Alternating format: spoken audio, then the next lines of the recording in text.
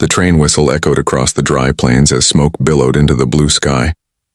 Dust swirled around the small wooden platform of Red Rock Station. It wasn't a place where mail-order brides usually stepped off, but on that day a young woman in a faded bonnet and travel-worn dress descended from the carriage. She clutched a letter in her hand, her heart racing. This was supposed to be the beginning of her new life, the promise of a husband waiting to meet her. But as the crowd dispersed, she realized no one was there holding her name. Her name was Margaret, and she had traveled across the country with little more than hope and faith. The letter in her hand read Silver Creek Station, but she hadn't noticed the difference when she got off the train.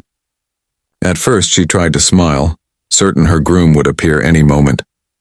Minutes stretched into an hour. Her suitcase felt heavier with each passing moment.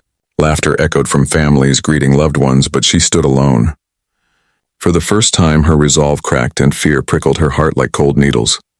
Children played near the platform, chasing one another with sticks. A man led a mule-drawn wagon toward town. Margaret swallowed hard, scanning every face.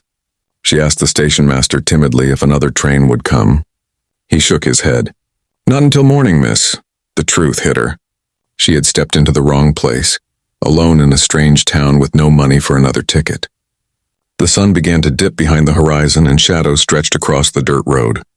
She whispered a trembling prayer, asking God not to leave her abandoned.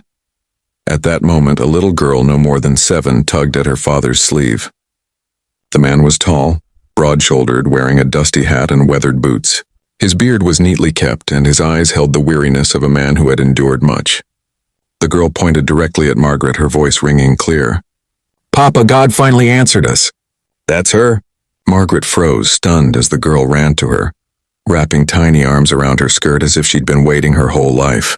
Tears welled in Margaret's eyes at the innocent warmth. The man stepped forward slowly, tipping his hat. "I'm sorry, ma'am. My little girl's been praying for someone like you. We lost her mama a year back." Margaret looked into his eyes and saw both sorrow and strength. The girl clung tighter. "Papa, she's the one. She came off the train just like I asked God." Margaret's lips trembled, unsure what to say. She had come for a promised husband, but here stood a widower and his daughter claiming her as heaven sent. Somehow her heart stirred, telling her this was no accident at all. He introduced himself as Samuel Carter, a rancher with a spread of land on the outskirts of town. "I wasn't expecting anyone," he admitted, "but I won't deny the Lord works in ways we can't see." His daughter beamed up at Margaret. "Will you come with us, please?" Margaret hesitated, clutching the letter in her hand. I'm supposed to be somewhere else?" Samuel's gaze softened. "Maybe this is where you're meant to be." The warmth in his voice, mixed with the hope shining in his daughter's eyes, made Margaret's heart ache with a longing she hadn't expected. Unsure but with no other place to go, Margaret accepted their offer to ride with them back to their ranch. The wagon wheels creaked along the dirt road as the last rays of sun painted the sky crimson. Samuel's daughter sat beside Margaret, holding her hand the whole way as though afraid she'd vanish. Samuel drove in silence, occasionally glancing at her. She could see the burden he carried, the loneliness of a man doing his best to raise a child alone. For the first time since leaving her old life, Margaret felt a strange sense of belonging. The ranch stretched wide beneath the open sky. Fenced fields, a weathered barn, and a sturdy cabin nestled against a line of cottonwood trees. As they arrived, the girl, whose name was Emily, pulled Margaret excitedly inside. "This is our home. Will you stay?" Samuel cleared his throat awkwardly. "Forgive her forwardness.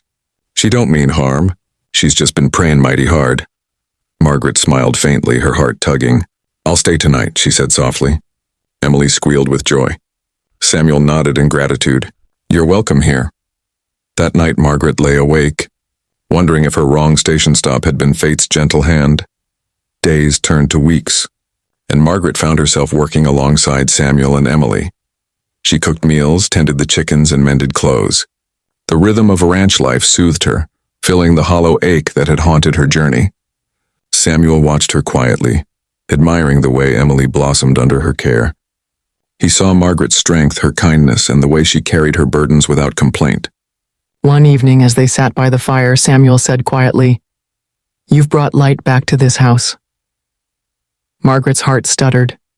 No man had ever spoken to her with such simple reverence, but whispers traveled fast in town. When Margaret went with Samuel for supplies, townsfolk whispered about the stranger woman. Some scoffed, saying she was just another mail-order bride desperate for a place to stay. Others said Samuel was foolish to let a woman slip into his life so easily. Margaret lowered her head, feeling shame rise again. Samuel, however, stood tall, his hand firm on hers. "Let 'em talk," he told her. "They don't know what God's given us." Margaret's eyes filled with tears. For the first time, someone wasn't ashamed of her. He claimed her openly. One spring morning, as bluebonnets spread across the hills, Samuel found Margaret standing near the corral. "You still think about the place you were supposed to go?" he asked gently. Margaret sighed. "Yes, but the more I pray, the more I believe I was meant to step off that train here."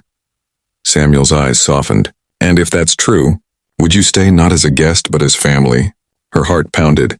Emily ran up just then, shouting, "Please, Margaret, be my mama." Tears spilled freely as Margaret dropped to her knees, hugging the little girl tightly. Samuel placed his hat over his chest, his voice deep with conviction. "Margaret, will you be my wife?" The words hung in the air, trembling with sincerity. Margaret looked at him, her vision blurred with tears. All the loneliness, all the rejection seemed to fade in that single moment. "Yes," she whispered. "Yes, I will," Emily squealed, dancing in circles. Samuel's rugged face broke into the warmest smile she'd ever seen. Under the endless western sky, their broken pieces found a way to fit together. Margaret finally knew she had not been abandoned. She had been led home. From that day forward, their cabin rang with laughter instead of silence. Margaret grew into her role as wife and mother, and Samuel's ranch flourished with her steady hand beside him. Townsfolk who once whispered came to respect her. Yet it was Emily's words that Margaret treasured most. "Papa, God finally answered us."